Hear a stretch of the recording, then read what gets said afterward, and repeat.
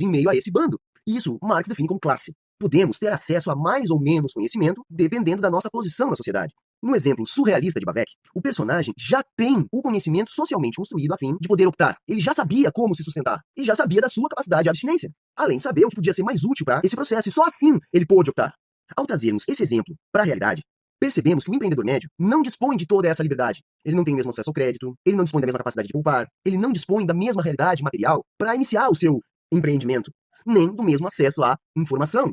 Ao expressar E o Humberto Marx, ele pressupõe aqui, com base zero no texto do Babeck, não tem base nenhuma no texto do Babeck, isso que ele está falando, né, que ele diz que, na cabeça dele, o Babeck está argumentando, né, que todo mundo vai partir do mesmo ponto de acesso à informação, né, todo mundo vai partir do mesmo capital, da mesma oportunidade, e isso aí não tem, assim, isso tem zero embasamento no que o Babeck está argumentando aqui, porque você pega uma outra obra aí do Babeck, né, que é a Teoria Possível do Capital, né, ele está falando que esse lucro, né, do empreendedor, ele envolve, né, coisas como, por exemplo, você tem uma visão, você tem um cálculo, você tem uma antecipação, né, você tentar adquirir conhecimento sobre isso, né, então não é uma coisa, ele não parte de uma realidade que a pessoa tem um conhecimento validado, né, ou que todo mundo foi instruído com o mesmo conhecimento e logo todo mundo vai começar a empreender, né.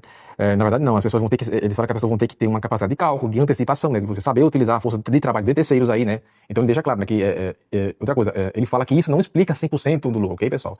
Isso para o Babeck não explica 100% do lucro, né, o que sobra, né, que é vai ser aquele lucro mais gordo, né, de verdade, aquele lucro maior, é aquilo que ele chama de dividendo variante, né? Ou seja, vai mostrar que você tem um pedaço que não vem só ali da esperteza, né? Ou do trabalho duro, mas também existe uma coisa a mais aí, né? Porque mesmo quando o dono do capital, ele não coloca a mão na massa, né? Muitas vezes ele bota a mão no dinheiro, ele supervisiona de longe, ainda assim ele vai ter que embolsar uma parte relevante só por ter o capital decidir onde aplicar aquele capital, né? Então o X da questão aqui, pessoal, não é só quem pensou mais, né? Ou quem teve mais esforço, né? Mas assim, de onde vem aí o excedente que está ligado ao capital, né? E aí ele vai soltar, ele vai dizer o seguinte, né? Que todo mundo quer lucrar, mas poucas pessoas têm o melhor para começar, né? E isso vai separar, né, quem quer começar um negócio de quem de fato consegue, segundo ele, segundo o Babeck. Ou seja, o Babeck está dizendo isso, né? Então, assim, ele até argumenta que não seria assim uma falta de um desejo, né? Mas assim, muitas vezes existe um aspecto da falta de capital acumulado, ou seja, você querer, todo mundo quer, né? Querer, todo mundo quer, mas assim, se você não tem a grana inicial ali também, o jogo vai começar um pouquinho desembalando disso, né? O Babeck, em momento nenhum, ele está negando isso aí, né? Então, não, pessoal, ele não está negando aqui que existe desigualdade de acesso. Inclusive, ele, na verdade, está afirmando que existe essa desigualdade, né?